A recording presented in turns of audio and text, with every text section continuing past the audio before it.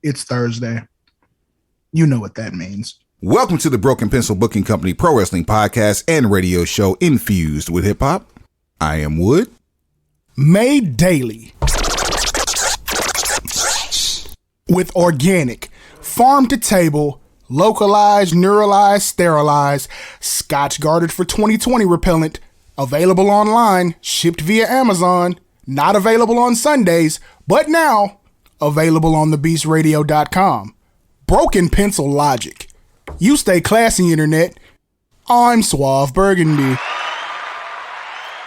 Shouts out to my PNC, DJ Dog Fader over at the Beast. He loaded up.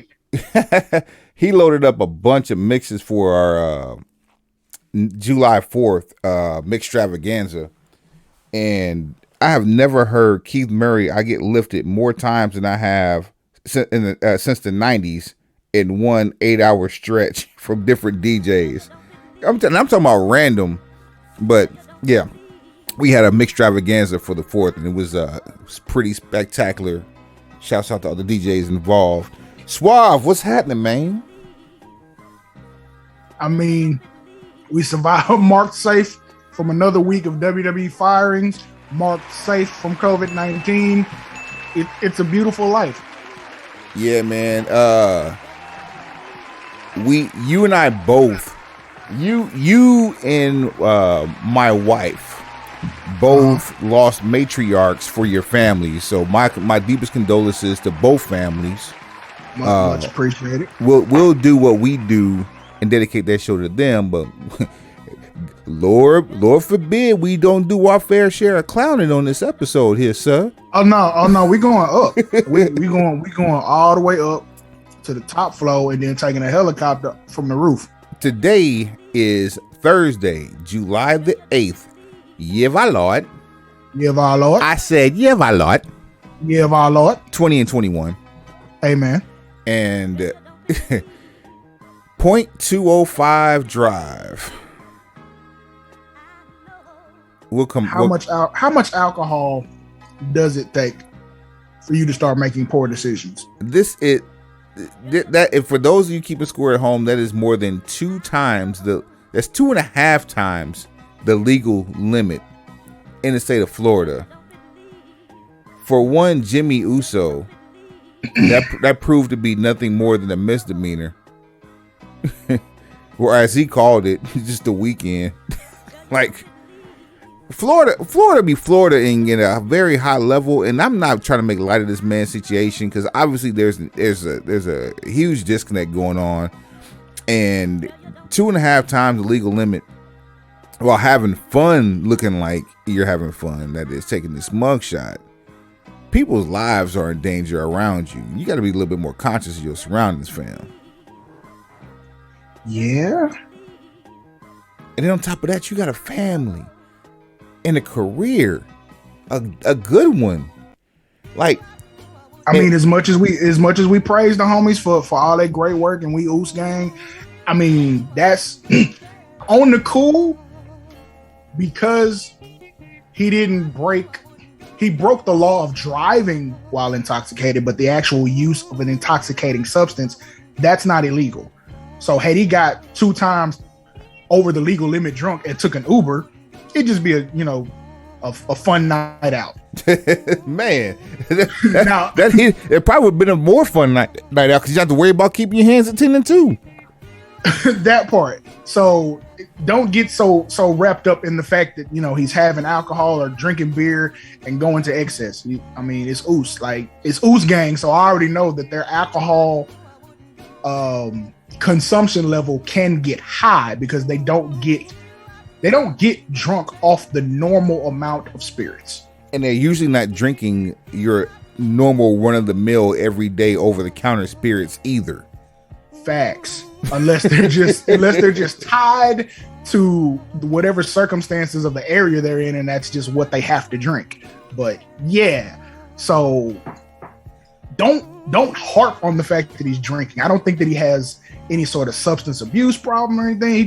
He unwound at a very high level and got pinched for it. But this ain't the first time it's happened either. That's the concern.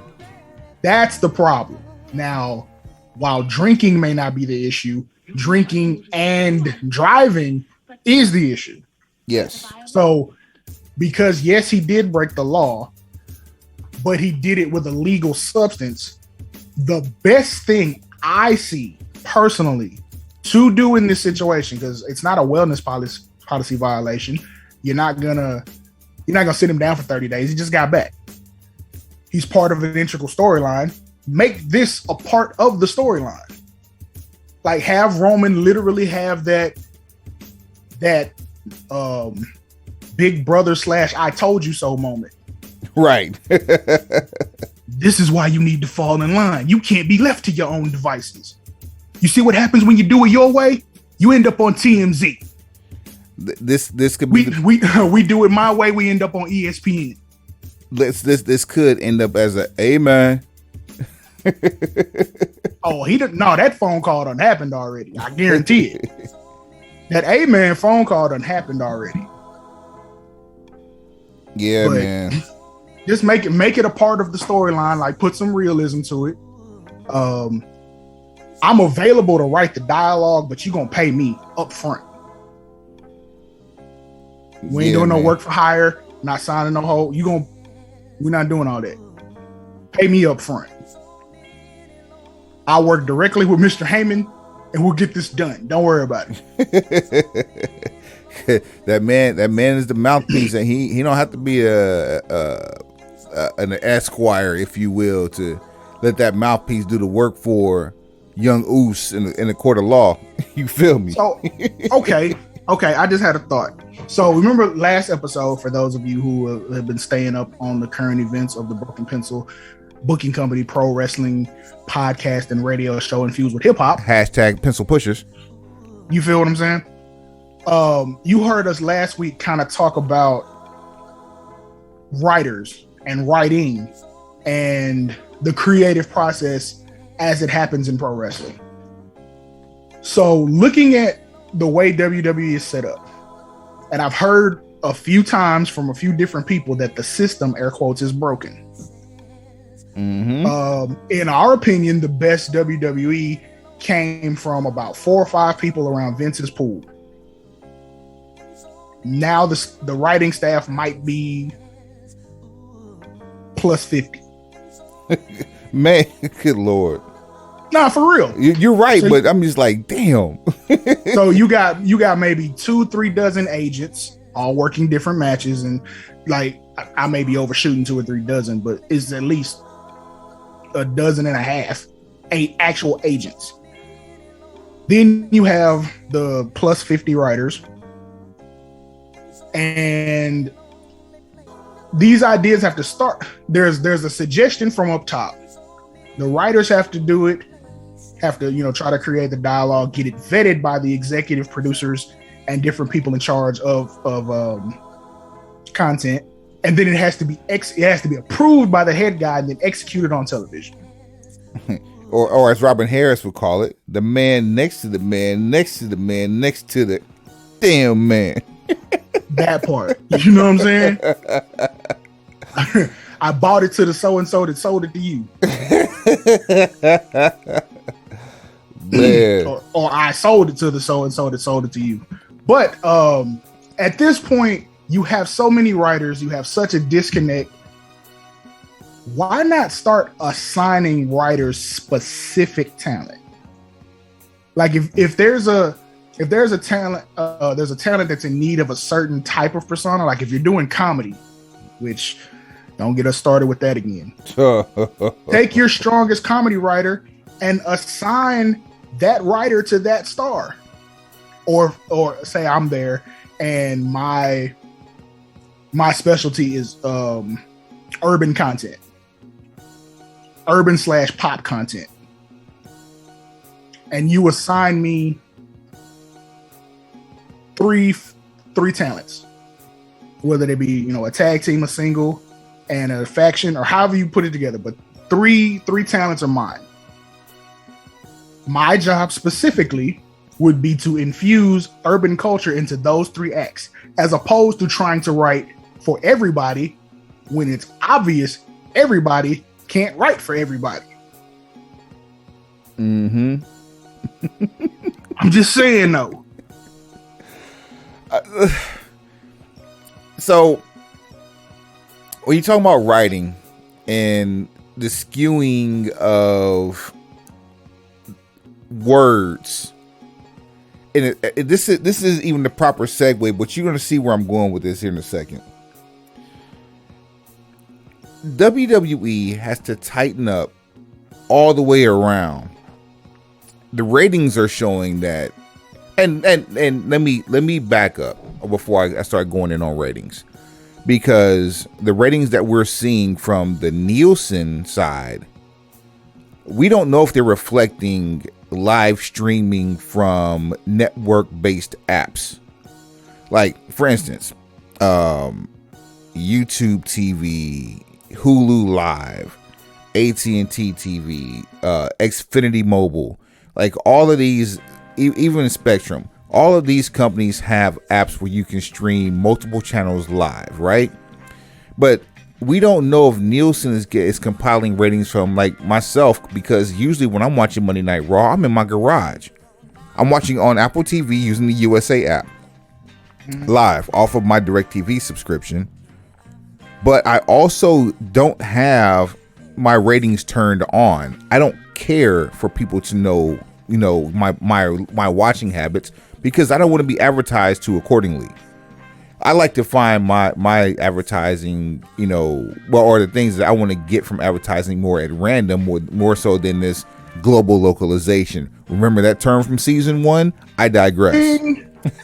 Ding. I digress. I'm over here in my bag. But all that said, in your bizag, this is what happens when you don't update your writing or don't stay on top of your writing.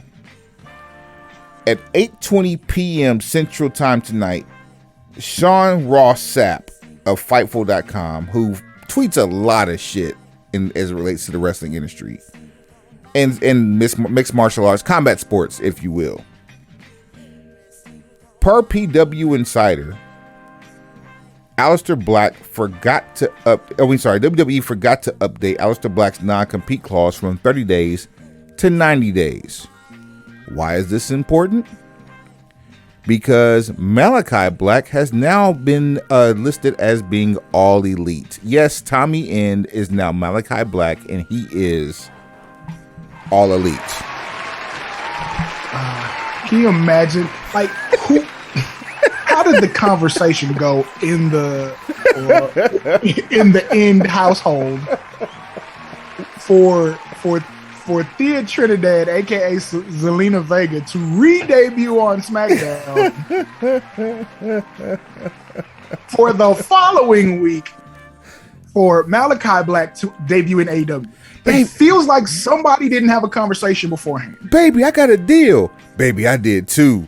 What did you get? Well, I'll tell you later, but I'm happy for your deal. Where are you going? They talk money, but not location.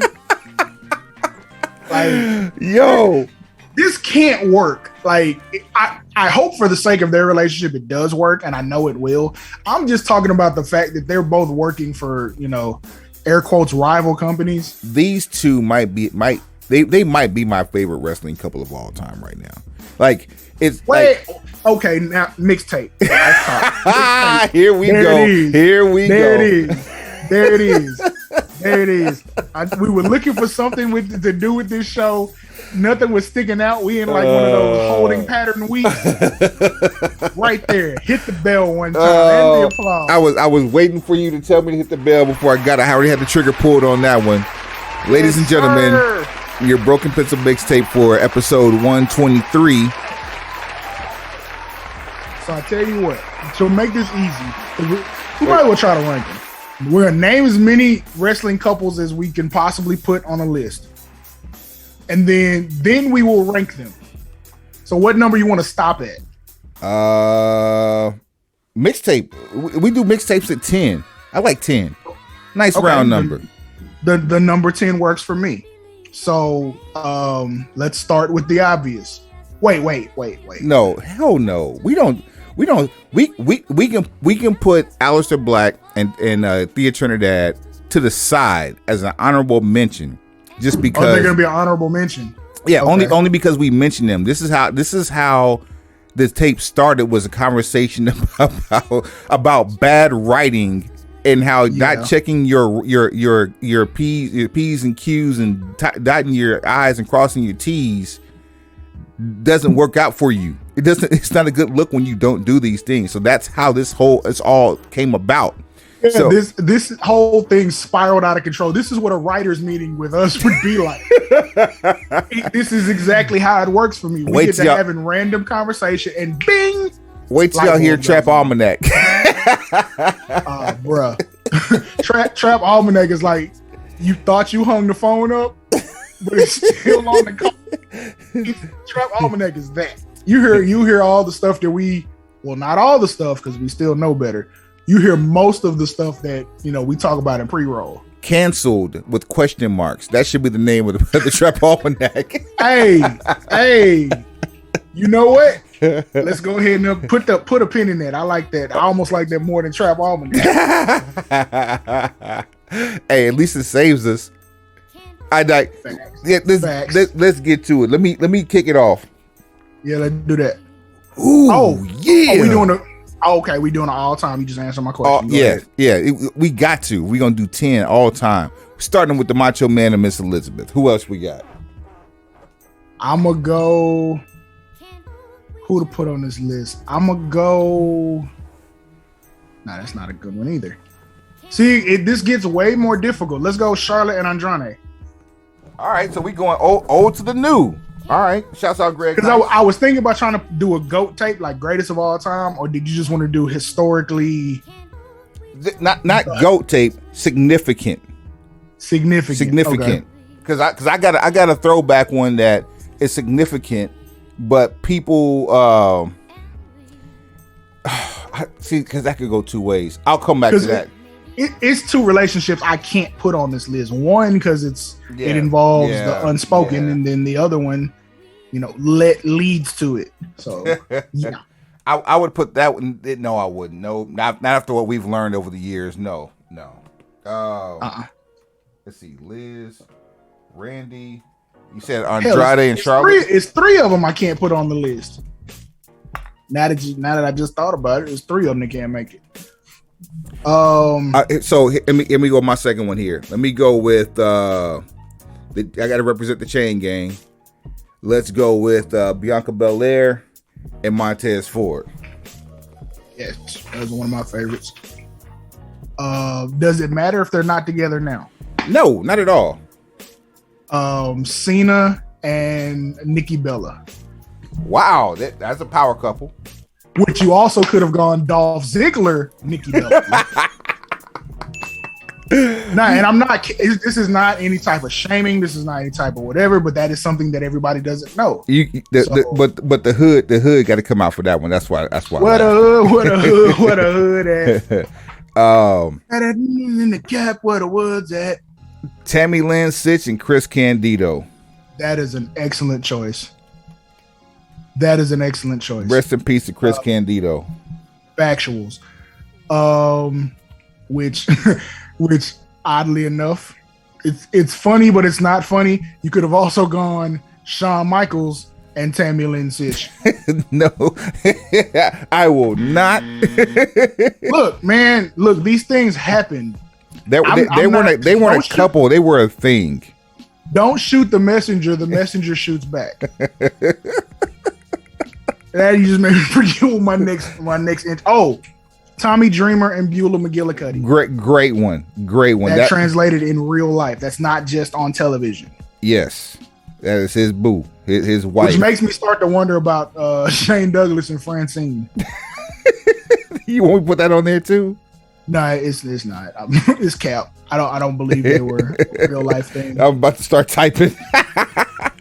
Well, I mean, they have kissed in the mouth quite often, so I ain't exactly sure, but I'm gonna say no.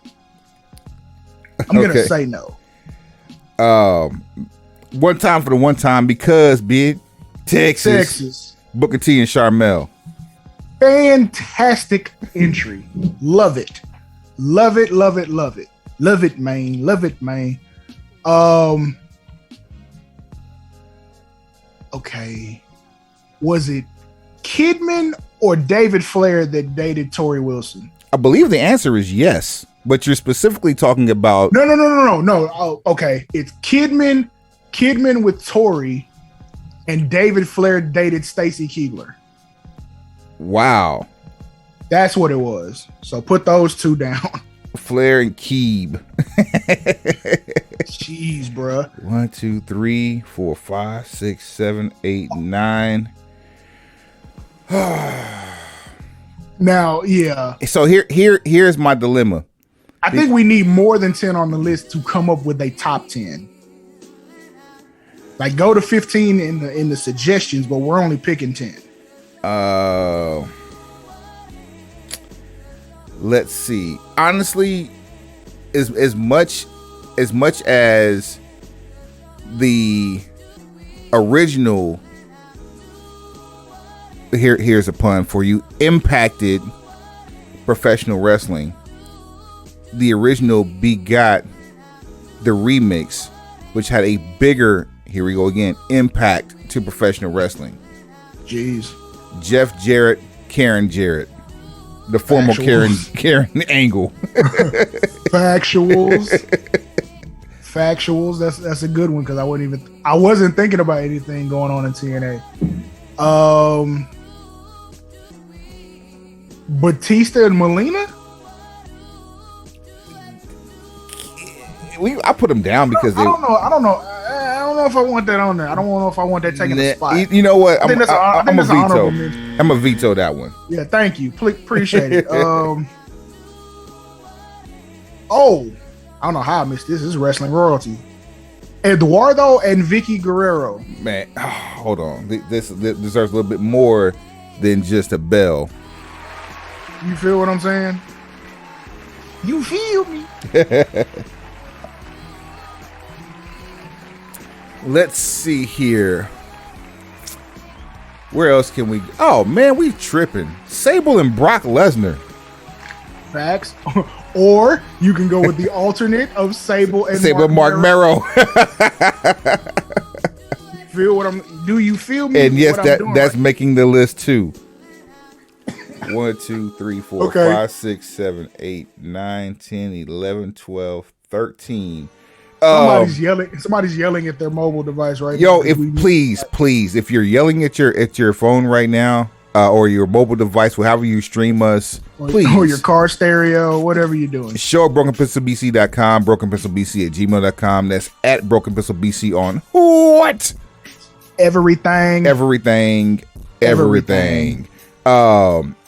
The Garganos, as I called her last night, John Shee Gargano, Candice LeRae, and Johnny Gargano. That is incredible. That is. You know who we're missing, and we should almost be stoned for taking this long for us to put them on this list. Okay. Mr. and Mrs. Miracle Mike Bennett. Oh man, they should be at the top of this list. They have suffered at the hands of the same writing that led to this list being made. And this is the first couple I'm putting on here with just their name as a unit, the Bennetts. Okay. How about CM Punk and AJ? That's a good one. We need some more old school on here. We ain't got enough flavor. Okay, all right. So here's the old school ones here I was talking about. Sam Houston and Baby Doll. I wanted to do that because the Dark Side I didn't, but how about this one? Okay. Melissa Hyatt had 2. Hollywood John Tatum and Hot Stuff Eddie Gilbert. Okay. Yeah. So do I put both of them as individual or I put them down as a throuple? That's totally up to you. I had something in my head to say it. I'm like, nah. It's not 200. Rest in peace, Eddie Gilbert. You feel me? This is turning into a damn album.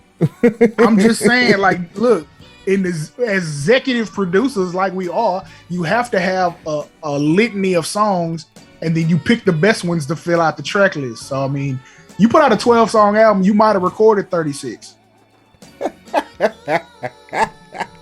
Detox.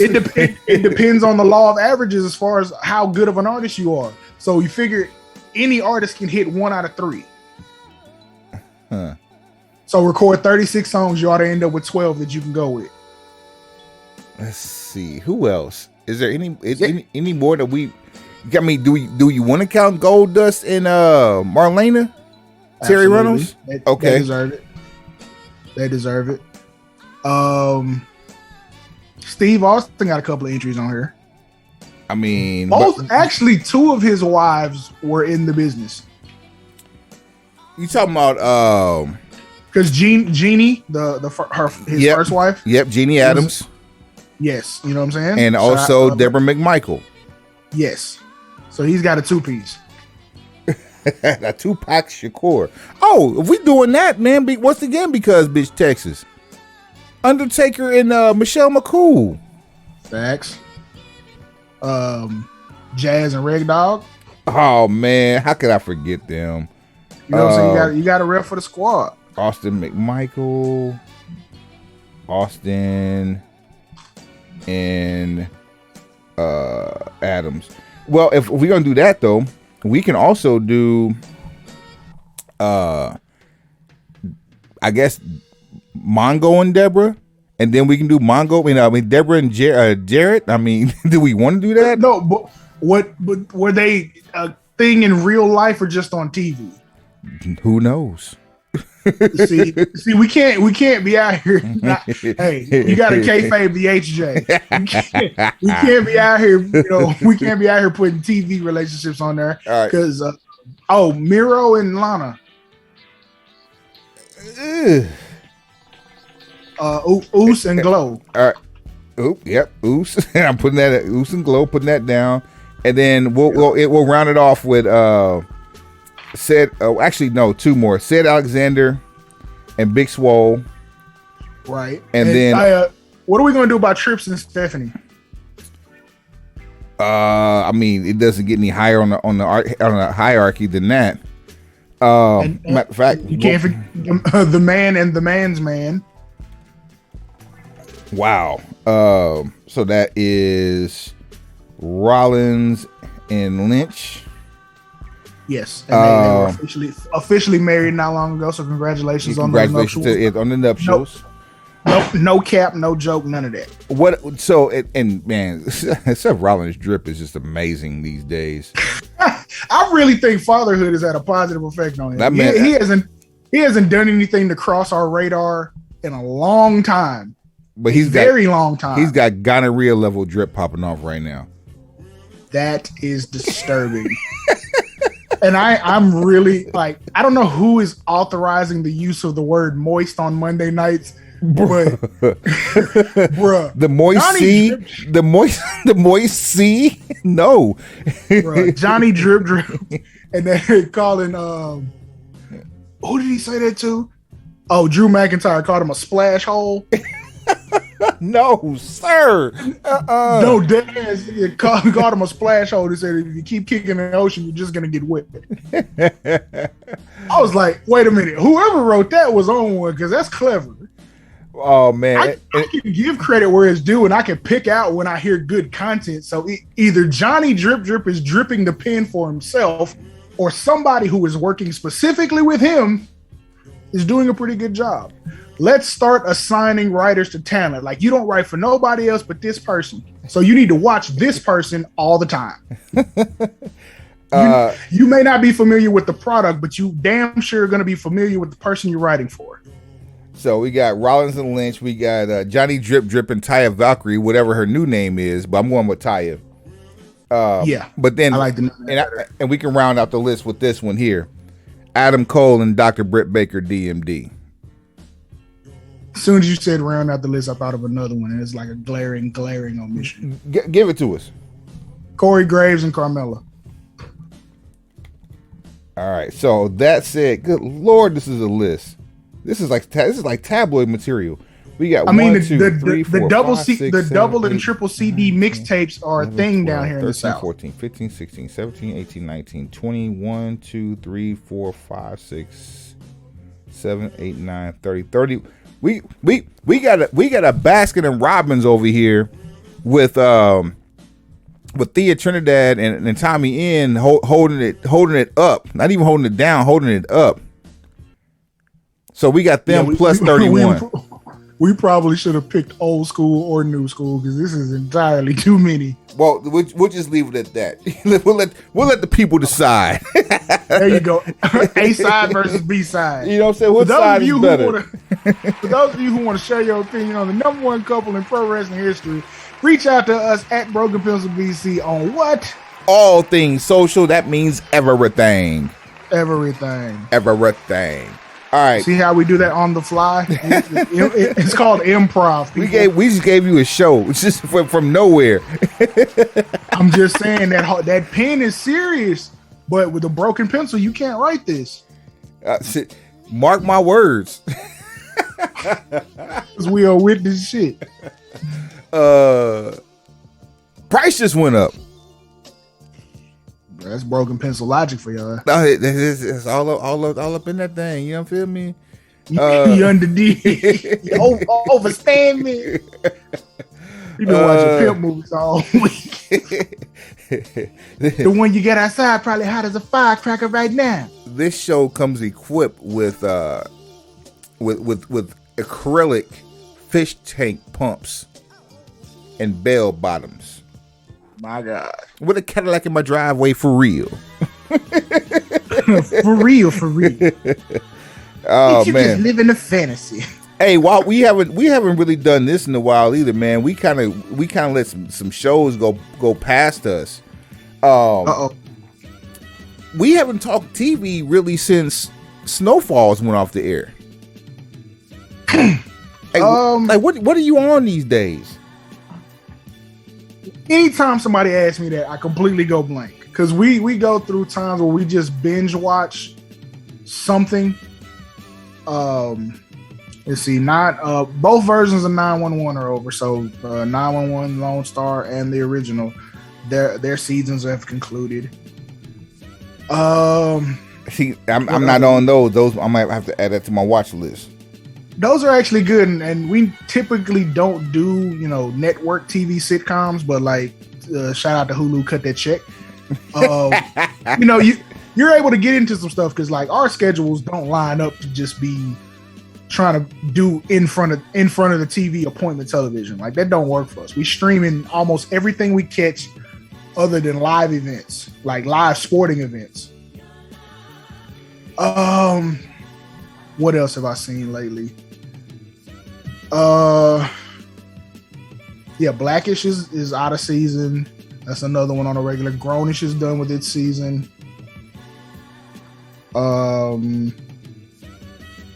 It's rough, bro. You tell me what you've been on while I try to figure out a suggestion to give that I'm actually watching or have watched recently. So let me start with the bad and keep going. The Chi was my favorite show on television, and there's too much social political rhetoric popping off on that TV show for my blood, and I'm about to check out, and it's like 4 episodes left in season 4. I've never watched any of the Chi. The Chi was banging. The Chi was dope. There were a couple of things that happened behind the scenes and off camera that led to the early demise of this show 2 seasons ago.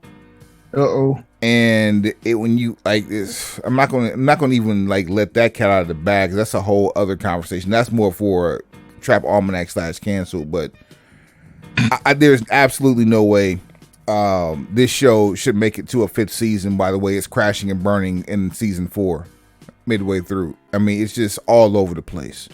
But I will say, I did take it upon myself to binge watch Sweet Tooth on Netflix. Dope ass show. Okay. Slow start, great setup for season 2. I've been. What is Sweet Tooth? Sweet Tooth is I believe it's some derivative of a DC written comic. Maybe it's post-apocalyptic virus that wipes out the entire, basically the globe, and people are either fighting for themselves for their own survival, or helping to harbor all of the newer babies that are being born that are called hybrids, that are half human, half animal, and you don't know what you're going to get. What? Yeah. There's more to it than that. So I'll leave it alone for those who haven't watched it, but it's definitely worth to check out. It's 8 episodes. I've also been on Dave, which, oh my God, if I could make anyone in who likes toilet humor, like adult toilet humor, I would dare say Dave is Atlanta set in LA and not as broke. That's mighty praise. That's some mighty praise. So I'm more likely to check out Dave than Sweet Tooth, just because two different lanes. Two different lanes. And if you give me a show like Sweet Tooth, you have to catch me early. Yeah, and that's what happened to me. I got caught early, and then I made myself power through, and it was worth the watch. Dave, like the best way to catch. Oh, go ahead. Episode 3 of season 1. That's too many. No. I'm telling you, like, you get to season 1, or sorry, the 3rd episode of season 1. If you're not hooked by that one, and don't want to go back and watch the other 2, if you haven't powered through the first 2, I'm telling you, this show. I don't want nothing else that I have to power through. Because I use that very loosely. This is a show. First of all, do you know who Dave is? Yeah, Lil Dicky. Pause. Right. Yes, Lil Dicky. And everybody in the show, except for Taco of Odd Future, who's a rapper, are using their real rap names. It's a beautiful scenario. It works so well. And Lil Dicky's going out of his way to show people that he's not a rapper. He's not a rapper's rapper. And if you know anything about him, the one thing about him is that he's extremely dope. Even regardless of the lane he's in, regardless of the color of his skin, he's a dope MC and can out MC just about anybody when given the right platform. Great show. I'm not going to sing too many more praises. On the opposite side of the United States, though, Flatbush Misdemeanors. Any show whose first piece of music starts off with Sean Price, you have me hooked. Episode 1, season 1. The first music you hear is Sean Price. Rest in peace. The cat that played Weebay in The Wire is a comedic drug dealer in this show. Now that's another one. I may take a swing at that one. Have you seen Woke on Hulu? Is it back on yet? No. I knocked out season 1 in a night. That was the ultimate binge watch. Like I passed out, woke up, and started the episode over to finish that one in one night. I think it might have taken us the weekend just because it was busy, but yeah, we got out of there pretty quick. Season 5 of Rick and Morty's popping. I watched that. It's a couple of other animated shows that I need to try to get on. The Great North, stuff like that. Good Girls was something I hated when it started, but because it dealt in drug culture, I stuck with it, and it's like, okay, yeah, all right. Is it but back? It's a lot of people, huh? Is it back yet? Okay, they got it split. So like, there's what's on Netflix, and then there's season 4 that is currently on Hulu. Oh, so Hulu's the home for it. I don't know. It's an NBC show. I didn't know either.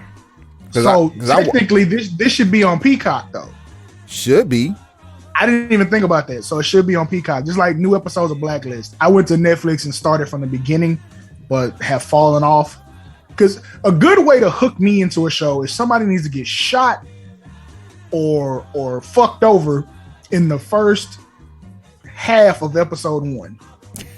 Like Ozark caught me because a man fell out of a like 50-story window when the show started. 5 minutes in. The same way I got hooked on Banshee. Something similar to that. Something has to catch me early. Just it has to. The only one of the only exceptions was like Power. The first 3 episodes of Power had me thinking, okay, this is a regular predictable drug show. Come like this, I can call this shit as it's happening. And then it took a nice little left turn. Yeah, then it kicked up real nice, and I was like, all right, cool, we'll stick with it. But the first 3 was like, okay, I'm really watching this out of support. This seems really generic. We'll see how long it lasts, and then it picked up, so I was happy for that. Yeah, man. When is P Valley coming back? Naked. 1, 2, break them. 3, 4, rake them. This big, Bruh. man. And then I finally caught back up with that greatness that Don Cheadle's doing, Black Monday.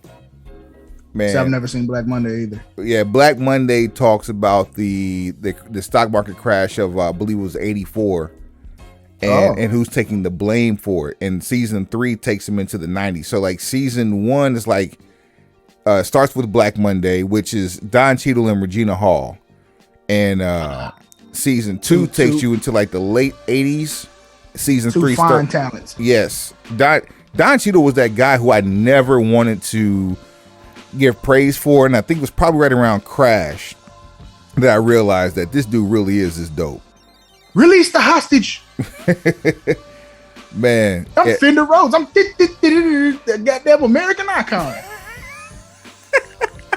Like, so Don Cheadle is alright in my house because he's part of one of my favorite movie trilogies, the Ocean series. Oh, so yeah, he good in my crib. Yeah, that's my wife's favorite movie trilogy series right there. Favorite saga, if you will, is the Oceans. Yeah, see, her favorite. Yeah. Like we already had each individual DVD, and I found a box set in Blu-ray for The Dirt, and she was like, I gotta get it. And I was like, nah, it's already paid for. It's yours. Take this out the store with you. And I'm talking about with The Dirt. Like I'm talking about like all 3 for less than $12. That's player shit. Hit the bell for a second one time. Ooh, hey, you know what show I watch that on the surface you would think I wouldn't like, but because I have an ear and it's centered around music, I really do like it, and it came from my daughter liking it. It came from my wife liking it. What's that? The Masked Singer. And yeah, that sigh is exactly what I did the first time they tried to get me to watch it. And then when I realized, and like you will, we're audiophiles. So you start to listen to pick voices. And it'll show how much music you've listened to or how much music you do listen to when you can start picking those voices out past the distortion. That's the thing. I'm washed. I couldn't tell you most of these cats. No. You would think so. But considering a lot of these people that have done this show, you wouldn't be washed. Like, I expect to be washed on like the pop side of things. Right. Like, yeah, that's specifically what I'm talking about. Yeah, but those people are kind of few and far between. Like there's not a lot of major pop stars doing The Masked Singer. Okay. Like it's an exercise for your ears, basically. Okay. I can dig that. That's kind of like the whole Beat Shazam type thing. Yeah. Yeah, I can dig it. I might be something I might get into with the missus or even my young one. You know what I'm saying? Just because it's like going to an amusement park but being able to listen to your favorite songs at the same time. So like the kids are entertained because it's people in costumes. Hey, and it's network TV, so it's very bright and it keeps everybody's attention. But then you actually get to hear a lot of different music because it takes the element of people having to perform air quotes classic music like American Idol, but these people are wearing like Deontay Wilder size costumes. Tyson and Fury head. You know what I'm saying? And having to perform with these mascot suits on and not give it away. Yeah. It's not a bad show. I like the concept. Man, shoot us your TV suggestions as well. Like we're looking, because there's some shows I'm looking to come back, like Good Girls. I need to make sure that, you know, I'm all caught up and that there's new stuff out there. I know I need to catch up on Atlanta. Like I'm done. I'm caught up. I'm ready for a new season of Atlanta. We're all ready for a new season of Snowfall.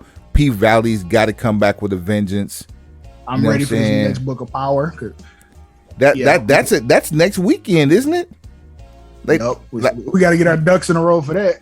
So is there going to be a takeover the day after? Oh no, that next takeover is going to be after at the SummerSlam. So that means we have Money in the Bank on, is it Saturday or Sunday? Sunday the 19th, I believe. Okay, so basically we got the end of Money in the Bank that goes head up against Power. Book 3? I like to be able to Raising fast Kanan. forward.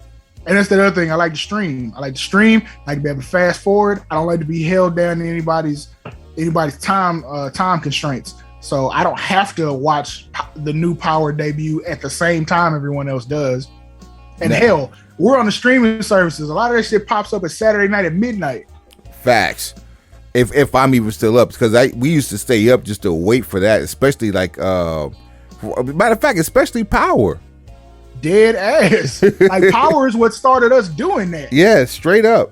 To even look for an episode at midnight. And whatever you do, put your phone down, because there's always one clown in your friends list that's going to... Don't be that trash bag ass person that's always trying to spoil the show. Like, that's a good way to get unfollowed or blocked. And they're the worst. Like, I would love to be able to say, like, hey, I use somebody else's login to watch it on Stars the night of, so I'll wait to break. But you fire stick ass, like y'all the ones that's going to Facebook because I have nothing to do with no friends. Bro, y'all are the worst. Like, you probably watched the show on your phone and then turned around. You don't have that exit screen where it takes the screen you're watching with you while you still work on the phone. Nah. So you had to watch the episode, close the app out, and then open Facebook to spoil it. You're the worst kind of person. Like, you are absolutely the worst kind of person.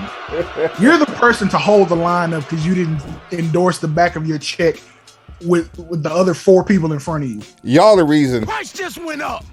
And you suck for that. Boy, price is up and stuck because, you them type. You one of them. Man. Whatever you pay for, you feel like was too much, but you want more than what you paid.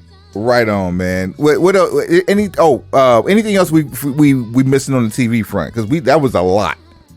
Right. So, well, speaking of which, Stone Cold Sessions has a new episode on Sunday. Who's on this? Oh, that's this NWO week. NWO 25. Too sweet. You feel me? You know what I'm saying? NWO was 25 years old. So about lotto tickets, alcohol, scratch offs. So that would be Kevin Nash on this week's episode coming up. I saw the vignette. He cut the following message has been brought to you by the New World Order. He cut one of them style promos. And then they did like they had Nash name as many members of the NWO as he could in 30 seconds. Oh my God. He went through the usual suspects. Like it was he did good. There's another. Hey, you know what? Go ahead, Suave. There's a mixtape for you. Let's run it. Okay. Hall. Wait. Hold on. Let me set the timer. So we really doing 30 seconds? We gonna do 30 seconds. Well, you want to do 30 seconds, or you think we can name more than he did? Nah. 30 seconds is good. All right. I don't have anything in front of me. I ain't Googled nothing. This is on the spot. On the spot. I'm grabbing my phone only to go to the clock app and hit this stopwatch and go.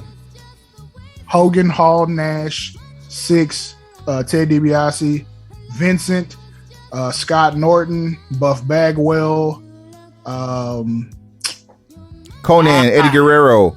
Eddie Guerrero was LWO. Dusty Rhodes, Masahiro Chono, Yes, that's who I was trying to think of. Chono, Macho Man Randy Savage, Luger. Yes, Sting. Luger, Sting, Booker T. Mr. Perfect. Yeah, he did do that. And Booker T, Shawn Michaels. That's it. Ah, You said Shawn Michaels. Wait, he did. You're absolutely right. 2002 happened. You're absolutely right. Yes. I forgot Big Show. I forgot Eric Bischoff. Yes, I don't know how I forget Eric Bischoff. Dennis Horace Rodman. Hogan.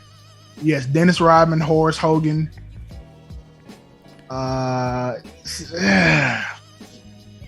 Who else turned? Oh, fake NWO Sting. Kurt Hennig, Rick Rude. Buff Bagwell. Shit. What is his name? Brian Adams. Yes, Brian Adams. Yep. Was he? Yeah. Stevie Ray. Right, that's right, because that was before Chronic. That's right. Yeah, Brian Adams, Stevie Ray. Members of the NWO. Thinking. Who am I missing? Oh, VK Wall Street. I didn't realize. AKA Mike Rotunda. I didn't realize he was part of it, but it makes sense with DiBiase's there. Because I mean, they had all the defections and they were all ex-WWF with the exception of like a handful. Did you count Dusty? Yeah, I counted Dusty. Okay. I feel like I got damn near all of them. Bret Hart. Oh, Jeff Jarrett was in the NWO reboot. Ugh. Hey, you gotta count it all. You gotta count it all.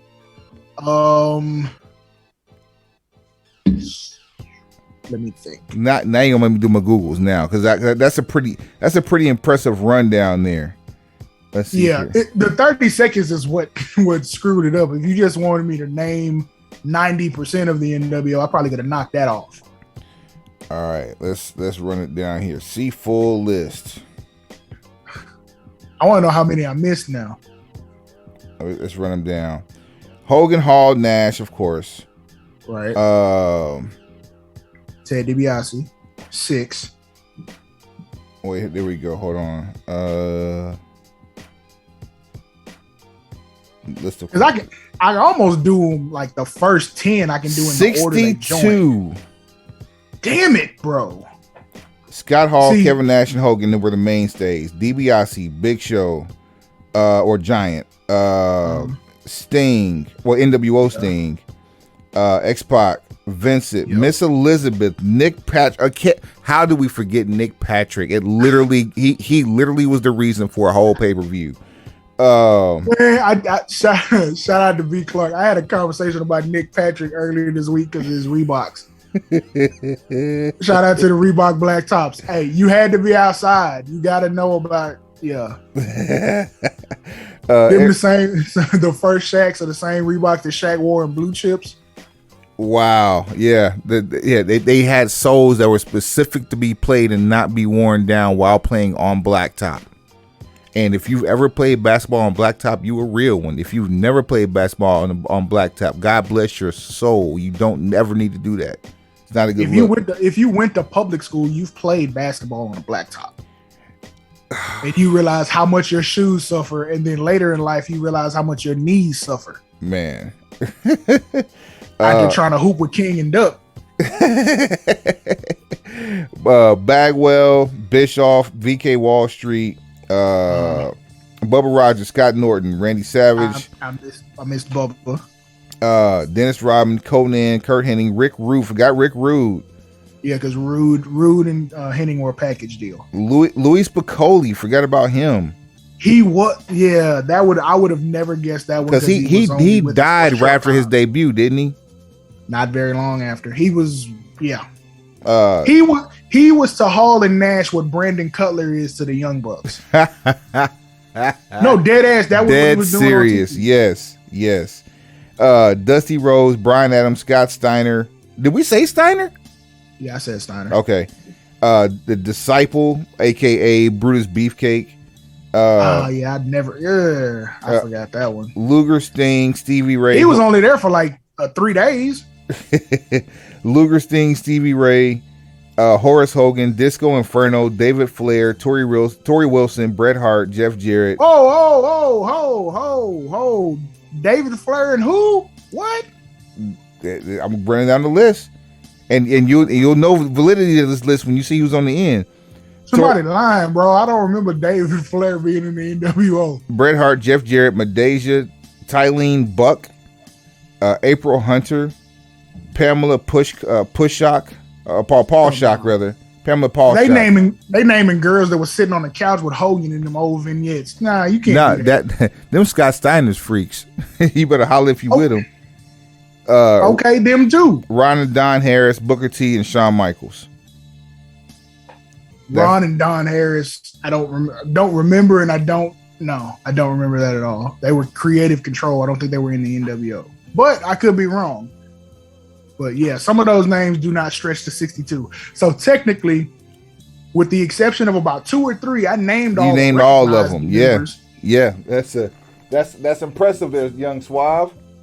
It's almost as impressive as me running through the main event of all the WrestleManias. Yeah, well, that's the bar. If there's ever a Suave Burgundy mixtape, that one is the bar for segments that run the gamut of what the hell I know. Hashtag with the shit.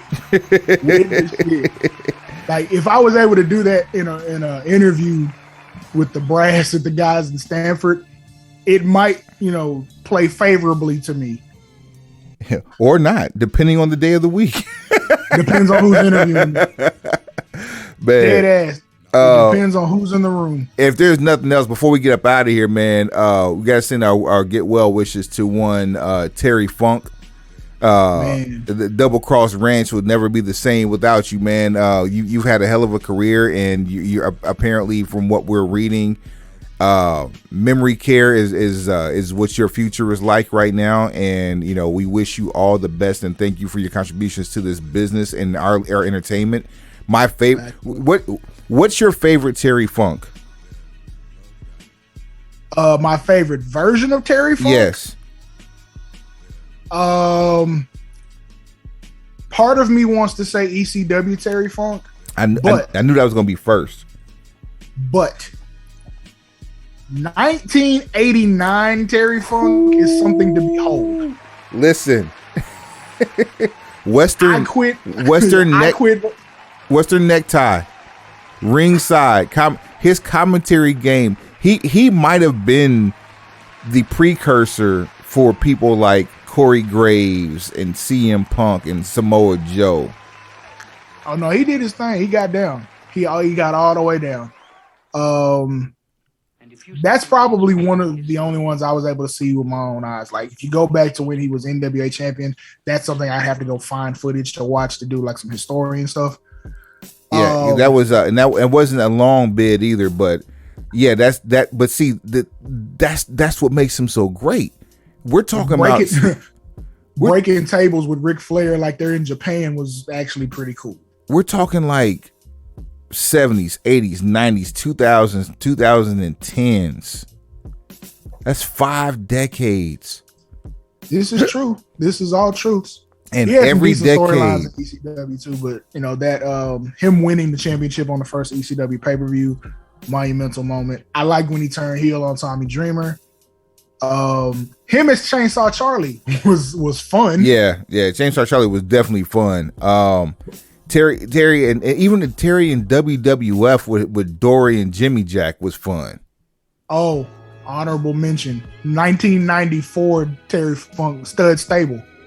Colonel Rob Parker. I'm a fan of any time Terry Funk gets to talk on a microphone. That's what I'm a fan of. Listen to me, you egg sucking dog. Yes, somebody's getting called an egg sucking dog. Dusty Rhodes, you egg sucking dog. You egg sucking dog. And he always talked like he was hurt. Like that was the niche. Oh man, Amarillo, Texas is man. Yeah. So now I'm gonna go watch some Terry Funk just to celebrate. Hey, I'm gonna tell you. Here's another shameless plug for Pluto Wrestling. Wait, am I able to watch some Terry Funk? How much longer are we gonna be waiting on this damn content from Peacock? It is August. August is in a month. I want what I was paying for previously. You've gypped us. Not really. We've got what we paid for. We paid $2 a month for the last 4 months. Well, what we were paying $9.99 for was involuntarily ripped from our arms, like a child being kidnapped, like an IV from before an escape route in the hospital, bruh. Bruh, like trying to pull a catheter out with tug of war. Whoa. It's that painful. I don't have my content. Yo, bastards. Pluto Wrestling, Pluto TV Wrestling, rather, on Pluto. If you have the updated Pluto app, they have a Hardcore Legends show, and they will dig up the Terry Funk as a world champion. They will dig up Terry versus Jerry Lawler in Memphis at the Mid-South Coliseum on Mondays. If you know anything about the history of Mid-South Coliseum on Mondays and Jerry Lawler, you best believe that house was packed and the ring ropes were loose. You hear me? You can find all that good stuff. And the only thing is they don't have a true schedule. You just have to get on there and get lucky. So yeah, Pluto TV Wrestling is Pluto Wrestling. Pluto TV Wrestling is the lick for that stuff whenever it pops up. But they even had an hour and a half on Jerry Lawler as a Hardcore Legend once, and yeah, even though he only got like 2 or 3 moves, he got it in with people like Austin Idol and Terry Funk, and you know. See, now you're gonna make me download this Pluto app just to watch wrestling. It's totally free. There's absolutely no credit card needed whatsoever. No personal information. I don't want any more damn apps. Put it on your TV. When you get bored, fine, just throw it on and just check and see what's on. Like I can turn it on right now and tell you what's popping on it. Because really, to help our sanity, we're going to start digging through the Impact app and start finding some old stuff to review or something. Because, jeez, bro, like they are letting us down on Monday, Tuesday, Wednesday, and Friday, and whatever major show they make us pay for on Saturday. Meanwhile, we forgot to talk about the fact that JTG is in the national heavyweight title tournament for the NWA, the National Wrestling Alliance, right now. That's who our money's on. He's our favorite. He should be yours too. You know what I'm saying? Fellow pencil pusher. I hate the fact that I didn't buy any beard oil from him before I cut my beard off. That's another conversation. I'm more disappointed in you for cutting your beard off. Like, what are we doing out here? It'll be back. It'll be back with a vengeance. You know what I'm saying? I had to be presentable for the summertime. Let my color get back to my face. You feel me? Fuck all that, fam. Yo, so yeah, let's have some safe travels this weekend, man, and take care of our loved ones. Yeah, live in the sky, as they say. Suave. Yep. Take it to the house. Pencil pushers. Heads up. Pencils down. And we gonna catch y'all next week with some more of this hotness. You feel me? It's still the worst show ever of all time. Ever. The worst. Absolute worst.